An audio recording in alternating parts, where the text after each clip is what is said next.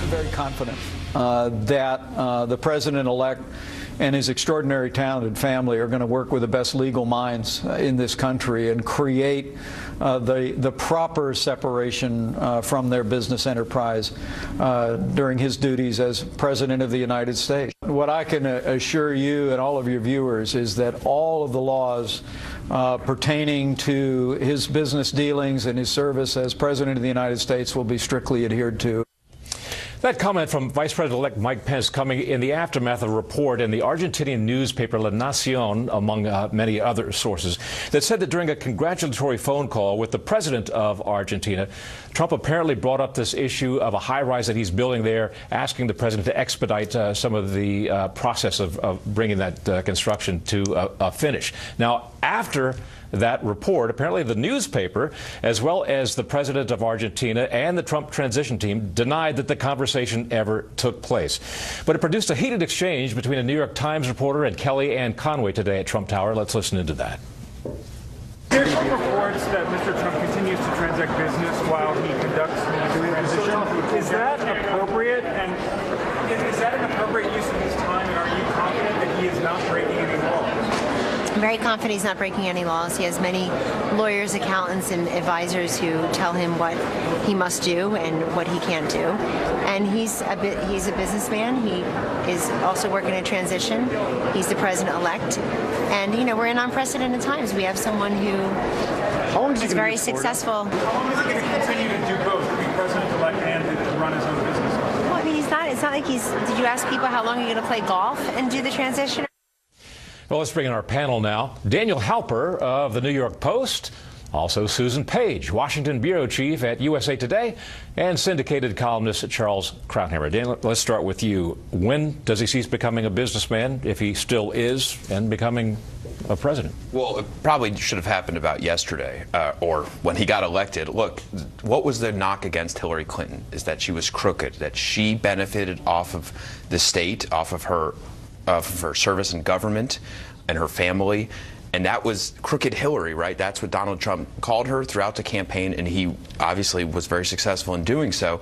He needs to be careful now going forward that any appearance of conflict of interest will be held against him, will be questioned, and reporters will ask what is going on if this is not dealt with properly in the next, during the transition period. This is a very pivotal time for him and his business, because it will really shape, there's just a few blocks from here and from the White House, there's a Trump hotel. There was a report over the weekend that diplomats are staying or have been feel pressured to stay at that hotel. Those sorts of things could dog him throughout his presidency if he's not able to deal with it at this moment. And Susan, this is all complicated by the fact that his children are the Trump business partners as well. So it's virtually impossible for them to not know who he's negotiating with as president. How does he extricate himself from this relationship? I think it's so complicated. It's so unprecedented. We've never had a president this wealthy or one with this kind of empire, an empire that bears his name and his children are going to run it. So the possibility of the kind of blind trust that past presidents have done is simply not an option here. I think it's going to be a continuing issue that he'll need to address day by day, week by week. It's not as though he's going to stop being Trump. And the Trump industry, the Trump network, the Trump empire is not going to go away. They're going to have to figure out ways to proceed with the family business that his kids are going to run in a way that reassures Americans that he's not mixing that with the public's business. Charles? I don't think it can be done. I don't think this is a complicated problem.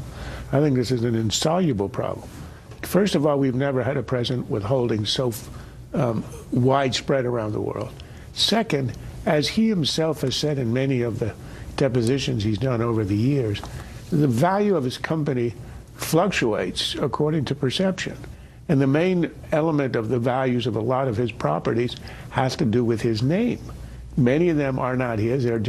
They slap his name on and the value increases and he gets a payment. So the idea, what you would normally do is you sell everything, because you can't have a blind trust for a business that's so visible. You have to sell everything.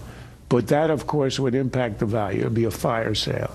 He would never do that. He spent his entire life constructing this extremely closely held empire that all revolves around him and reflects him, it would require him to basically look back on the 30 years of his life he built this and to say, that's over forever.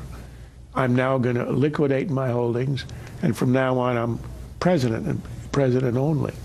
Unless he does that, there is no answer to this, and every time he makes a phone call to the head of state where he has a business interest, there will be questions. And the chances of that actually happening?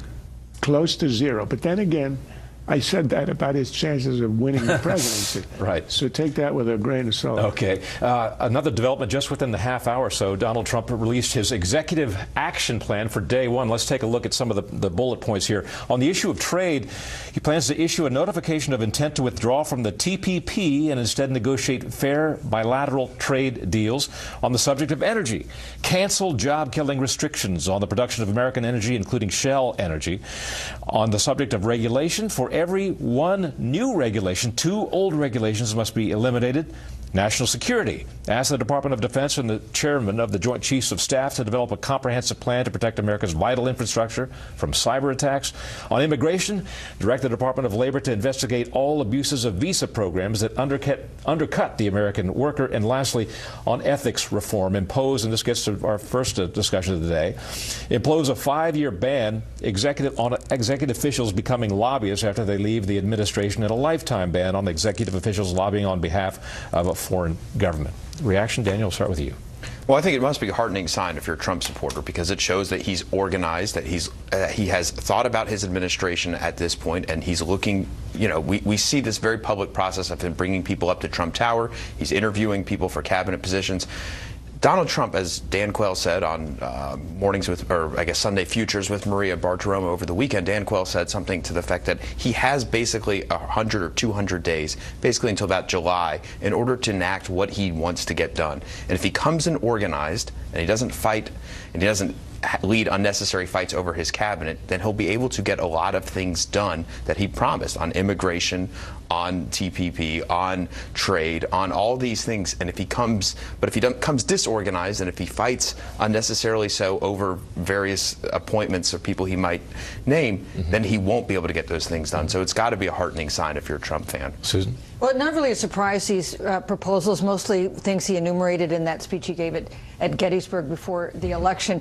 The idea that he's backing out of TPP on day one, that's new, and there's some supporters of the trade deal that had held out hopes that maybe they could convince him it was a good idea. That clearly is not going to happen. I think also the lobbying ban is an interesting thing, because one of the most powerful things for President Obama when he came in was to try to address some of this culture of Washington stuff that alarms a lot of voters. And it's interesting if Trump really tackles that in a serious way, not letting people who serve in his administration ever lobby for a foreign government and banning them from lobbying for 5 years after they leave government employment. That is a serious restriction. Charles? I think it's a good list. It shows, I agree, how serious he is about some of the things he campaigned on. I think the TPP is a little bit regrettable.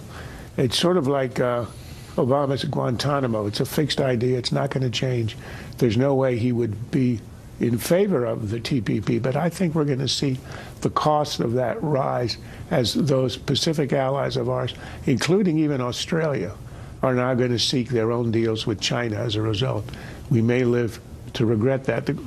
So it empowers China. Absolutely. The Chinese are the ones who are the biggest beneficiaries of the death of a TPP. But lastly, what's not on the list? What's interesting is I would have expected the executive order Obama had signed to legalize the 5 million illegal aliens that are being held up in the court, so there's no real urgency. But if you wanted to show decisiveness, you would cancel that on day one. I think he will eventually, but I'm just surprised it wasn't on the list. It would send a real statement had he did it, were he to do it in the very first hour. Next up, the Pope makes a big change to church doctrine on abortion.